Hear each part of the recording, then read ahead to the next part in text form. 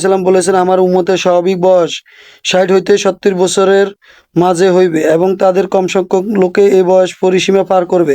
হাদিসটি তিরমিজিতে ৩৫৫০ নম্বর রয়েছে। আব্দুল্লাহ ইবনু আবি আউফা রাদিয়াল্লাহু তাআলা আনহু হইতে বর্ণিত আছে, তিনি বলেন, রাসূল সাল্লাল্লাহু আলাইহি ওয়াসাল্লাম বলেছেন, হে আল্লাহ, তুমি আমার অন্তরকে বরফ শিশির ও ঠান্ডা পানি শীতল করে দাও। হে আল্লাহ, আমার অন্তরকে গুনাহ হইতে এমনভাবে পরিষ্কার পরিচ্ছন্ন করে দাও যে রূপ তুমি সাদা কাপড়কে ময়লা হইতে পরিষ্কার করেছো। হাদিসটি তিরমিজিতে ৩৫৪৭ নম্বর রয়েছে।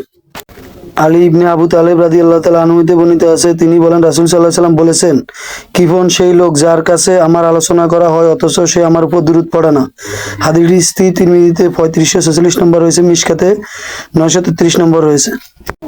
আবু হুরায়রা রাদিয়াল্লাহু তাআলা আনহু হইতে বর্ণিত আছে, তিনি বলেন, রাসূল সাল্লাল্লাহু আলাইহি ওয়াসাল্লাম বলেছেন, তার নাক ও বুলুণ্ঠিত হোক যার কাছে ও আমার নাম উল্লেখিত হইল,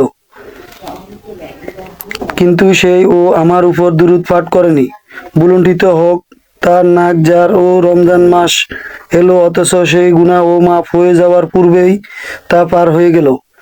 এবং বুলুণ্ঠিত হোক তার নাক যার নিকট ও বাবা মা বৃদ্ধ থাকা অবস্থায়ও সে তা জান্নাতে প্রবেশ করায়নি, তাদের সঙ্গে ভালো আচরণ করেনি এবং জান্নাত অর্জন করেনি।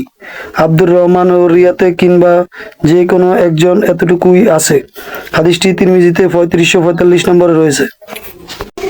আনাস রাদিয়াল্লাহু তাআলা আনহু হইতে বর্ণিত আছে, তিনি বলেন, রাসূল সাল্লাল্লাহু আলাইহি সাল্লাম মসজিদে প্রবেশ করলেন। সেই সময় এক লোক ও নামাজ আদায় করে দোয়া করছিল এবং তার সেই দোয়া ও বলছিল, হে আল্লাহ, তুমি ছাড়া আর কোনো মাবুদ নেই, তুমি পরম অনুগ্রহকারী, আকাশসমূহ এবং পৃথিবীর সৃষ্টিকর্তা, অসীম ক্ষমতাবান ও মহা সম্মানিত।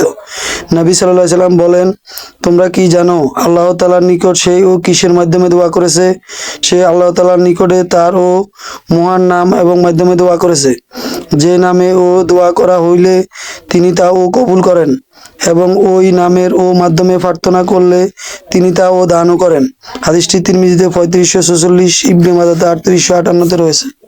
আনাস ইবনে মালিক রাদিয়াল্লাহু তাআলা আনহু বলেন, রাসূল সাল্লাল্লাহু আলাইহি সাল্লামকে আমি বলতে শুনেছি, বারাকাতময় আল্লাহ তাআলা বলেন, হে আদম সন্তান, যতক্ষণ আমাকে তুমি ডাকতে থাকবে এবং আমার হইতে ক্ষমা পাওয়ার আশায় থাকবে, তোমার গুনাহ যত অধিকে হোক না, তোমাকে আমি ও ক্ষমা করব। সুবহানাল্লাহ, এতে কোনো ও পরোয়া করব না। হে আদম সন্তান, তোমরা গুনার পরিমাণ যদি আসমানের কিনারায় ও মেঘমালা পর্যন্ত পৌঁছেও যায়, তারপরও তুমি আমার নিকট ক্ষমা প্রার্থনা করো, আমি তোমাকে ক্ষমা করে দেব, এতে আমি ও পরোয়া করব না। হে আদম সন্তান, তুমি যদি সম্পূর্ণ পৃথিবীর পরিমাণও গুনাহ নিয়ে আমার নিকট আসো এবং আমার সঙ্গে কাউকে অংশীদার না করে থাকো, তাহলে তোমার কাছে আমিও পৃথিবীর ও পূর্ণ ক্ষমা নিয়ে হাজির হইব। হাদিসটি তিরমিজিতে ৩৫৪০ রয়েছে। রাউজুন নাজির কিতাবে ৪৩২ নম্বর রয়েছে।